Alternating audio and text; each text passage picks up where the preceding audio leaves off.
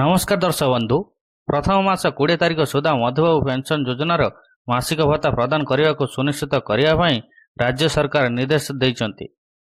राज्य में बीजेपी सरकार मासिक सर्वनिम्न 3000 टंका भत्ता देवाक प्रतिश्रुति देइथिले। एथिପାଇଁ गतकाली 12 तारिख राज्य अर्थ सचिव अध्यक्षतार मधुबाबू पेंशन योजना को जारी रखापी गुरुत्वपूर्ण फाइनान्स कमिटी बैठक बसिथिला।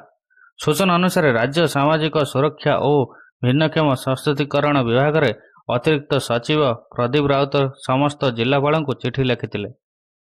मधुबाबू पेंशन योजना मासिक भत्ता प्रदान हेउथिबा विलंब संपर्क में अवगत कराइछन्ति।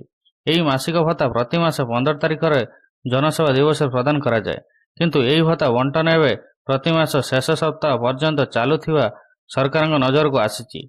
तेणु एथिरे व्यक्तिगत हस्तक्षेप करी प्रति मास 20 तारिख सुधा हिताधारी को भत्ता प्रदान सुनिश्चित करने को जिलापाल मानक विभाग पूर्व पक्षर कहुई। मुख्यतः मधुबाबू पेंशन योजना रे वृद्धा बुद्ध और विधवा भिन्नक्षम और कोविड रे अनाथ शिशु मासको भत्ता जोगाई